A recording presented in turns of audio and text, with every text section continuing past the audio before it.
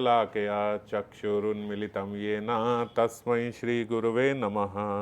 श्रीगौरंगा नित्यानंद श्री अद्वैत चंद्र गदाधर श्रीवासादि गौरभक्तवृंद वाञ्छाकल्पतरुभ्यश्च कृपा सिन्धुभ्येव च पतितानां पावनेभ्यो वैष्णवेभ्यो नमो नमः। हरे कृष्णा कृष्ण कृष्णा हरे हरे, हरे राम राम राम हरे हरे। तो आज श्री श्री राधा रस सुधा निधि के 126वें श्लोक पे चर्चा करेंगे। कल हमने 125वें श्लोक पे जो चर्चा करी थी, श्रीमती राधा रानी के वदन चंद्र की तुलना जो चंद्र से श्रीपाद कर रहे थे और उस पर चर्चा चल रही थी, आज वही कंटिन्यूएशन है 126वें श्लोक में। राका अनेक विचित्र चंद्र उदितः प्रेमामृत ज्योतिषाम विचिभी परिपूर्येद अगणित ब्रह्मांड कोटि यदि वृंदारण्य निकुंज सीमनि तदा भासः परम लक्ष्यसे भावे न एव यदा तदैव तुल्ये राधे तव श्रीमुखम। हे श्री राधे, यदि कभी ऐसा हो कि आकाश में एक साथ बहुत से प्रेममय विचित्र चंद्रमा उदित होकर अपनी प्रेमामृत भरी ज्योति तरंगों से अनंत कोटि ब्रह्मांड को पूर्ण कर दे, तब भी वह इस निकुंज सीमा में उदित आपके मुख चंद्र की तुलना के आभास मात्र भी नहीं होंगे। समझ पा रहे हैं? लाइन लंबी है मगर इसका अर्थ छोटा ही है, ऐसे कि अगर आकाश में बहुत सारे चंद्रमा एक साथ निकल जाएं और वो सारे चंद्रमा प्रेम अमृत माधुरी तरंगों से अनंत कोटि ब्रह्मांड को अपनी तरंगों से पूर्ण कर दें, तब भी वह निकुंज सीमा में उदित यानी निकुंज में श्री राधा रानी जो बैठी हैं उनके मुखारविंद से, उनके मुख चंद्र से तुलना करें तो उनके मुख चंद्र की तुलना में वो इतने कोटि चंद्रमा जो इतने सारे ब्रह्मांडों को ज्योतिमय कर दे, वो उनके केवल आभास मात्र ही है। किशोरी जी के मुख चंद्र की तुलना में कह रहे हैं, अगर बहुत सारे अनगिनत वो चंद्रमा भी उदित हो जाए और अपनी प्रेम माधुरी से भर दे अनंत कोटि ब्रह्मांड को, तब भी वो आभास मात्र ही है। जैसे हम कहते हैं कि वहाँ इतना सुख है, इतना आनंद है कि इस जगत का सारा आनंद भी यदि मिला दे तो उस जगत के आनंद के समुद्र की एक बूंद भी नहीं है यहाँ का जो आनंद है। इस जगत के, श्रीमद् भागवतम में ये श्लोक आता है, इस जगत के सारे आनंद को मिला के जो कोई व्यक्ति धन से लेता है, कोई कंचन से लेता है, कोई अपनी काम पूर्ति करके लेता है, किसी भी प्रकार से कोई भी विद ऑल द रिचेज जो भी आप यहाँ पे ले सकते हो, उस व्यक्ति को बोलते हैं इस ब्रह्मांड की सारी औरतें मिल जाएं, सारी उसको धन मिल जाए, सारा ब्रह्मांड का जितना धन है वो सारा उसको मिल जाए, सब कुछ मिल जाए उसे, वो सब भोग कर सकता है यहाँ पे, तो भी जो वो आनंद महसूस करेगा वो अध्यात्म जगत के समुद्र की एक बूंद भी नहीं है। महात्माओं ने ऐसा कहा है कि एक सीकर के मात्र भी नहीं है, एक बूंद भी ज़्यादा होती है। उन्हें ये बोलते हुए लगा कि ये बूंद भी ज़्यादा है, तो बोलते बूंद भी नहीं, एक बूंद हाथ में लेके अगर आप ऐसे उसको छींटा मारो तो एक छींट जो उसकी निकलेगी उसके बराबर भी नहीं है। अध्यात्म जगत में वहाँ इतना आनंद है। तो ऐसे कह रहे हैं निकुंज सीमित कृष्ण श्री किशोरी जी का जो वदन चंद्र है उसका ऐसा प्रकाश और लावण्य है कि यहाँ पे कोटि चंद्र निकल जाएं और अनगिनत ब्रह्मांडों को अपनी प्रेम माधुरी ज्योति से उनकी तरंगायित कर दें, तब भी मतलब प्रकाशित कर दें, तब भी किशोरी जी के मुख चंद्र का आभास मात्र भी नहीं है। इसीलिए श्रीपाद बोलते मैंने तुम्हारे श्रीमुख की तुलना मात्र भाव के द्वारा ही चंद्रमा के साथ की है। इसीलिए किशोरी जी, जो मैं आपके पिछले श्लोक में जो मैं आपके मुख की, या आगे और पिछले कई श्लोकों में जो मैंने आपके मुख की तुलना चंद्र से की है या आगे करूंगा, ये केवल भाव मात्र के लिए है। ऐसा ना समझना कि असली में चंद्र से आपकी तुलना कर रहा हूं, क्योंकि यहाँ पे हम किसी की चंद्र से करें तो ऐसा लगता है उसकी तारीफ कर रहे हैं, बहुत तारीफ कर रहे हैं। एक बार को लगता है एग्जैजरेट कर रहे हैं कि चंद्रमा सा मुख है, तो चंद्रमा सा मुख थोड़ी होता है। चंद्रमा तो कितना सुंदर और मतलब इतना प्रकाश देने वाला होता है, तो मुख से कभी इतना प्रकाश थोड़ी निकलता है। और वहाँ पे वो गिल्टी महसूस कर रहे हैं कि मैंने आपके तुलना जो है चंद्र से कर दी, तो आपका तो कैसा सुनहरा मुख है और मैं किससे तुलना कर रहा हूं।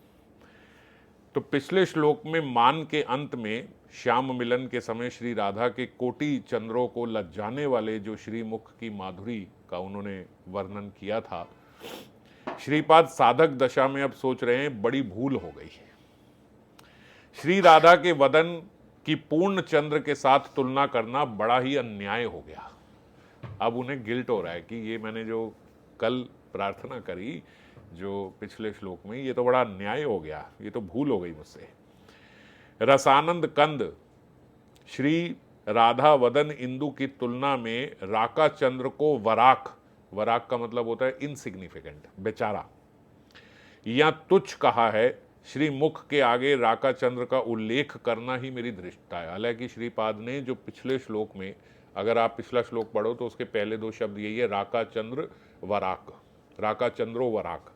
तो राका चंद्रो वराक मतलब वो बोल रहे हैं कि बहुत से चंद्र भी बेचारे हैं आपके श्रीमुख के आगे, मगर वो इस बात को भी कह रहे हैं कि ये बात भी मैंने गलती कर दी। मैंने ये जो कहा कि चंद्रमा भी आपके आगे बेचारा है, तो हालांकि बोला तो ये कि चंद्रमा की आपके मुख चंद्र के आगे बेचारा है कि वो क्या प्रकाश देता है जो आपके मुख चंद्र का कांति है, लेकिन तब भी मुझे चंद्रमा को उसके साथ, आपके मुख के साथ जोड़ना भी नहीं चाहिए था। ये भी गलती हो गई कि ये तो कोई तुलना का विषय ही नहीं है। मैंने कहाँ उसको, आपके मुख चंद्र को उस चंद्रमा के साथ जोड़ दिया, ये मेरे से धृष्टता हो गई। श्रीपाद की दशा श्रीपाद लीला शुक की सी हो गई है। कृष्ण कर्णामृत में श्री लीला शुक ने, कृष्ण कर्णामृत में उन्होंने, जैसे यहाँ पे हम देखते हैं कि सारा किशोरी जी पे ही, किशोरी जी से ही प्रार्थना कर रहे हैं और किशोरी जी पे ही सारे श्लोक हैं, ऐसे कृष्ण कर्णामृत में बिल्वा मंगल ठाकुर जी ने, जिनको लीला शुक कहा जाता है, उन्होंने सारे श्लोक श्री कृष्ण के सौंदर्य के वर्णन में लिखे हैं। वो कृष्ण से प्रार्थना कर रहे हैं और कथा लंबी है, आप सब भी जानते हो कि जब बिल्वा मंगल ठाकुर ने अपनी आंखें खुद फोड़ ली थी और अंधे बनकर वृंदावन के लिए निकल गए थे, तो रास्ते में साक्षात श्री हरि, श्री कृष्ण ने ही बाल रूप में उनका आके हाथ पकड़ लिया था कि बाबा कहाँ जा रहे हो, मैं लेके चलता हूँ आपको वृंदावन की ओर, मैं वहीं जा रहा हूँ। और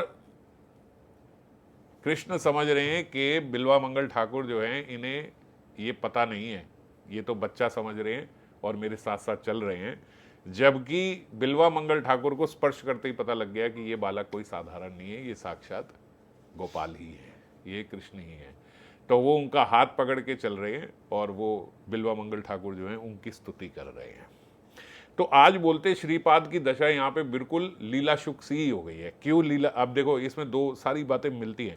पिछले श्लोक में बाबा बोल रहे थे ऐसे लग रहा है कि जैसे राधा रानी ने इनका हाथ पकड़ा हो, आज उनकी तुलना लीला शुक से कर रहे हैं जिनका हाथ कृष्ण ने वाक्य में पकड़ा हुआ था। तो हाथ जिनका पकड़ा हुआ, उसके बाद उनके मुख से जो स्तुति निकल रही है, श्रीपाद के मुख से भी वही स्तुतियाँ निकल रही हैं। तो साक्षात जैसे किशोरी जी ने इनका हाथ पकड़ा हुआ है। श्री कृष्ण कर्णामृत में अंत में आता है कि श्री कृष्ण लीला शुक के मुख से निरूपण वर्णन सुनना चाहते हैं। जब अंत तक पहुंच जाते हैं, बात थोड़ी खुलने लगती है कृष्ण कर्णामृत में कि ये कृष्ण ही है, ये साक्षात कृष्ण ही है। बिल्वा मंगल ठाकुर जो है स्पष्ट रूप से बोलते हैं, और वो जो पहले मान नहीं रहे थे वो भी थोड़ा मानना शुरू कर देते भगवान की, हाँ मैं ही हूँ। तो उसके अंत में लीला शुक के मुख से निरूपण वर्णन अब वो सुनना चाहते। अब कृष्ण ललायित हो गए उनकी स्तुतियां सुन सुन के कि और जरा मेरी स्तुति गाओ। फिर भी लीला शुक श्री कृष्ण के रूप वर्णन में असमर्थ होकर मौन धारण कर बैठते हैं। पहले बहुत सारी स्तुतियां कर रहे हैं कृष्ण कर्णामृत में लीला शुक, और जब कृष्ण ही ललायित हो गए उनकी सुन सुन के, जैसे हम इतना सुन रहे हैं इतने श्लोकों से कि भक्त के अंदर जब सेवा की इच्छा होती है तो भगवान के अंदर भी वो सेवा ग्रहण करने की पिपासा जाग जाती है। तो आज जब लीला शुक जो हैं वो इतने भगवान की स्तुति गा रहे हैं, उनके रूप का वर्णन कर रहे हैं, तो भगवान के भीतर भी उनके मुख से स्तुति सुनने की पिपासा जाग गई।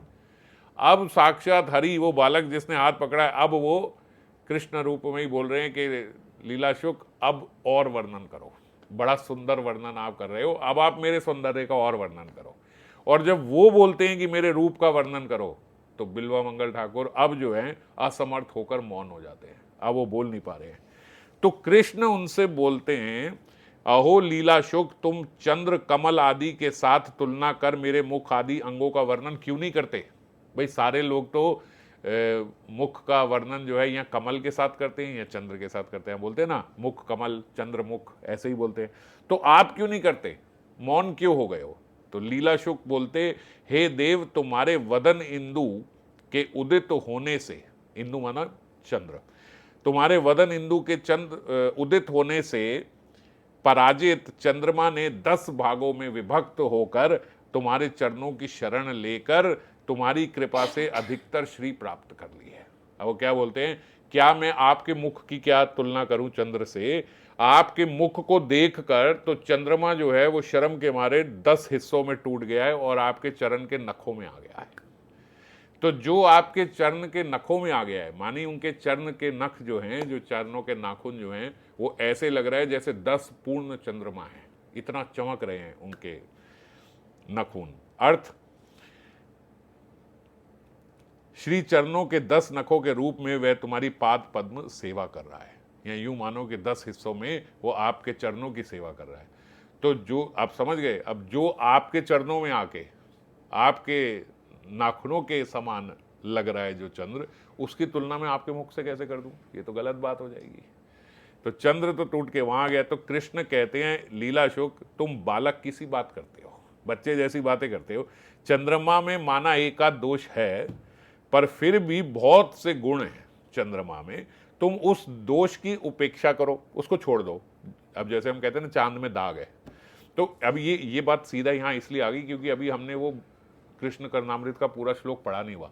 अगर कृष्ण कर्णामृत का पूरा श्लोक पढ़े ना, तो जैसे वो बोलते हैं कि भैया ये 10 हिस्सों में टूट के आपके चरणों में आ गया, फिर लीला शुक आगे बोलते हैं 10 हिस्सों में आ गया, लेकिन तब भी देखो, तब भी आपके जो चरणों के नख हैं वो उस चंद्रमा से अभी भी बहुत श्रेष्ठ है। चंद्र के नख भी, वो बोलते कैसे? बोलते देखो उस चंद्र में तो दाग है, पर जब आपके चंद्र के आपके जो मैं चरणों के नख चंद्र देखता हूं तो उसमें तो कोई दाग ही नहीं है, वो तो बिल्कुल चमक रहे हैं, एकदम सफेद हैं।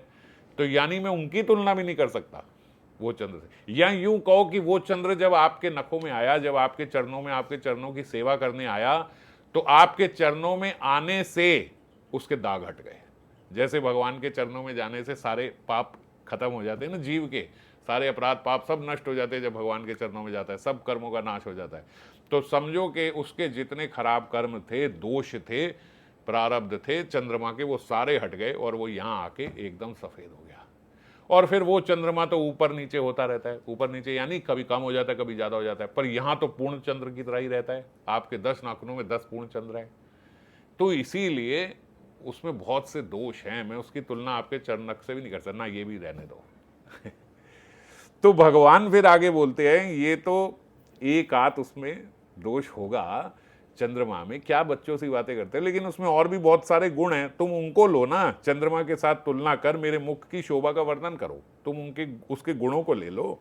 तो लीला शुक उत्तर में कहते हैं, हे भुवन सुंदर, चंद्रमा पर्व पर्व पर क्षयग्रस्त होता है, क्या उसके तुलना करूं? कभी तो वो कम हो जाता है, कभी तो उसमें अमावस्या भी आती है, कभी जब पहले दिन का द्वितीया तृतीया या चतुर्थी का चंद्रमा होता है तो कितना आधा सा जरा सा होता है। भला नियत वर्धमान माधुर्य युक्त तुम्हारे वदन के साथ उसकी तुलना कैसे करूं? और आपका तो सदा मुख चंद्र पूर्ण रूप से हमेशा चमकता है, कैसे करूं मैं? जब चंद्रमा के साथ ही तुम्हारे श्रीमुख की तुलना नहीं हो सकती, तब वह कमल के साथ तो बिल्कुल ही नहीं हो सकती। आप कह रहे हो ना, या कमल से करो या चंद्र करो, बोले कमल के साथ तो बिल्कुल नहीं, क्योंकि चंद्र उदय होते ही तो कमल तो बंद हो जाता है।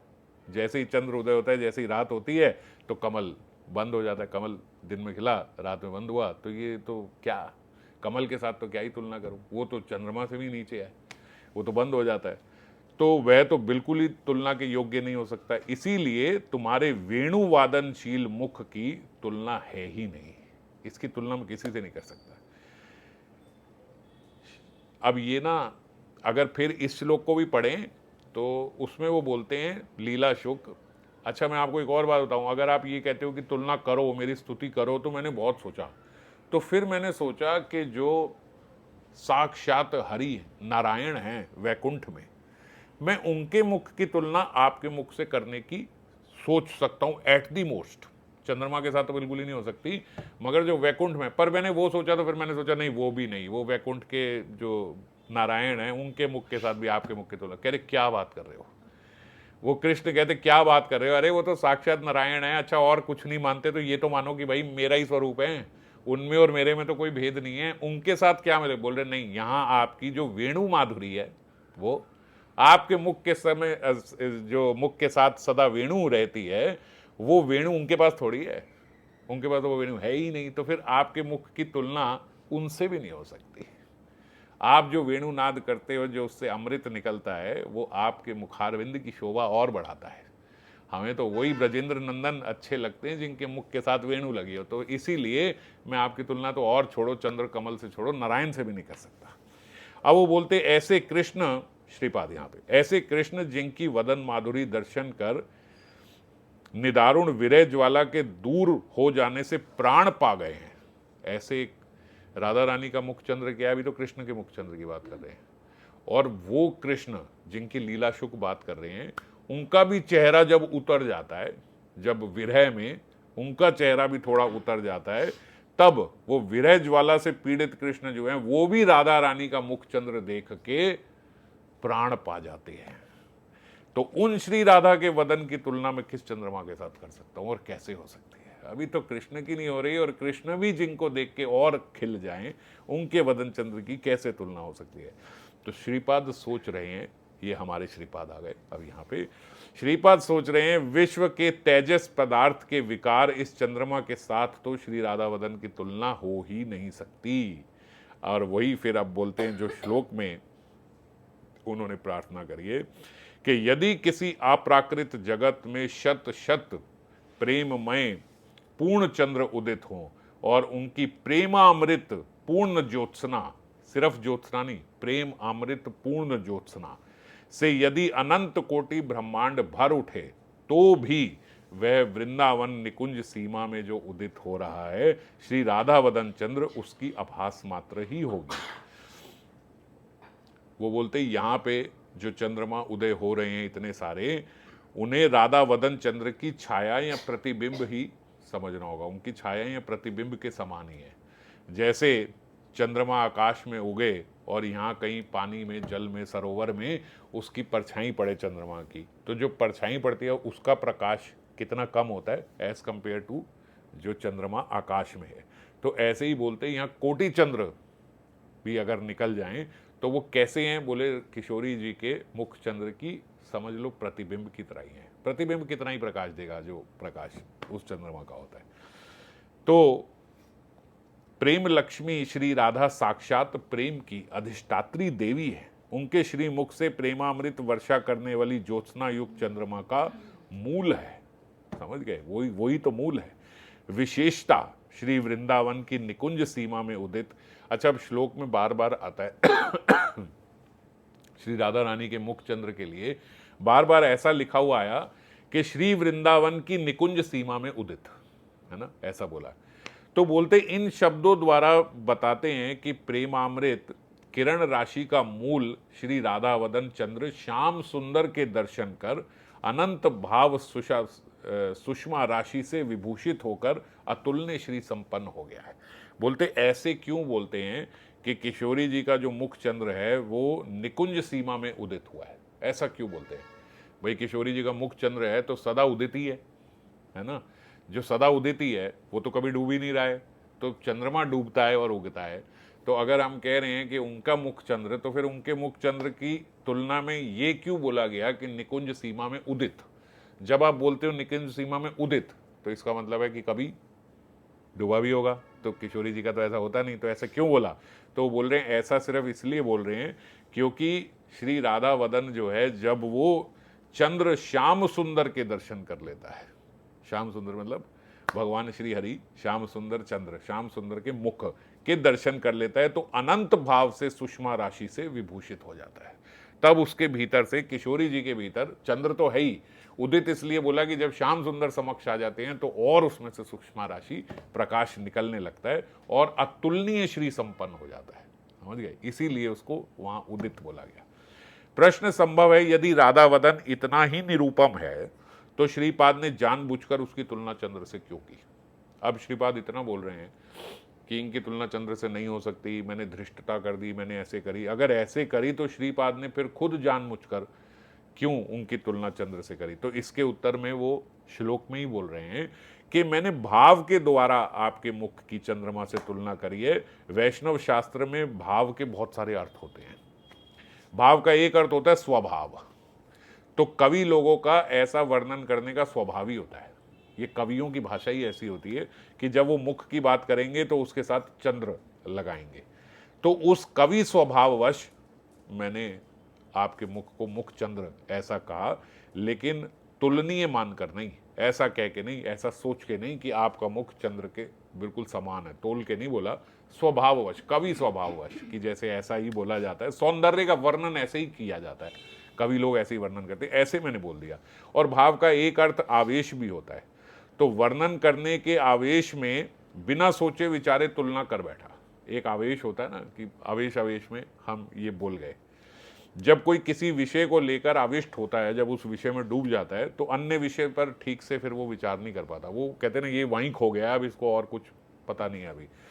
तो काव्य रचना को लेकर आविष्ट होने के कारण अन्य विषय पर ठीक से विचार ना करने के कारण मैंने बिना विचारे राधा वदन की तुलना चंद्रमा से कर दी। यहाँ पे समझ, मैं आप में इतना खो गया कि मैं ये वर्ड्स पे इतना ध्यान नहीं दे पा रहा हूँ कि क्या वर्ड्स यूज़ करने चाहिए, क्या ग्रामर होनी चाहिए, क्या आगे पीछे हो गया।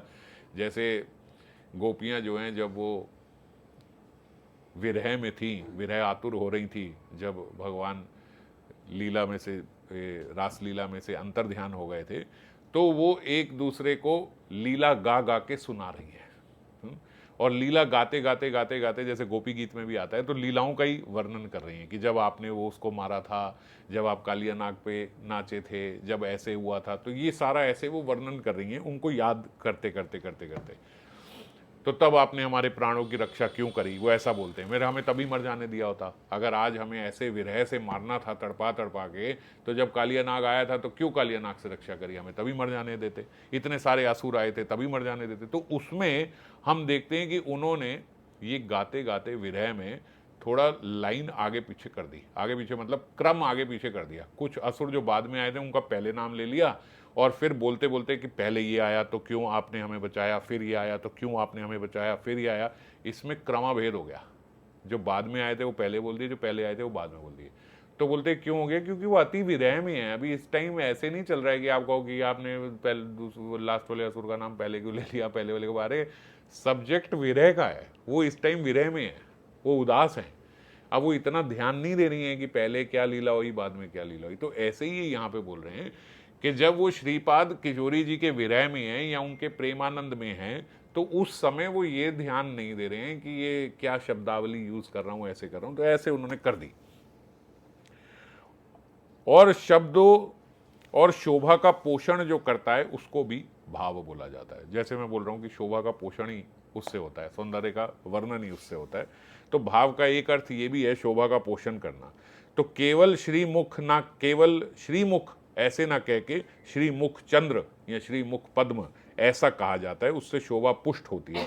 इसलिए कहा गया कि चंद्र के साथ तुलना करना मेरा उद्देश्य नहीं था, ये तो आपके सौंदर्य का वर्णन करने के लिए बोला ही ऐसा जाता है ना। शोभा ही ऐसे देता है कि जब किशोरी जी के मुख की, जैसे मैं अब आप लोगों को समझाने के लिए मैंने एक दो बार ऐसे बोला कि भगवान के चरणों के नाखून, पर अगर कहीं लिख रहे हैं तो ऐसे नहीं लिखा जाता नाखून, है ना, कि भगवान के चरणों के नाखून, है ना।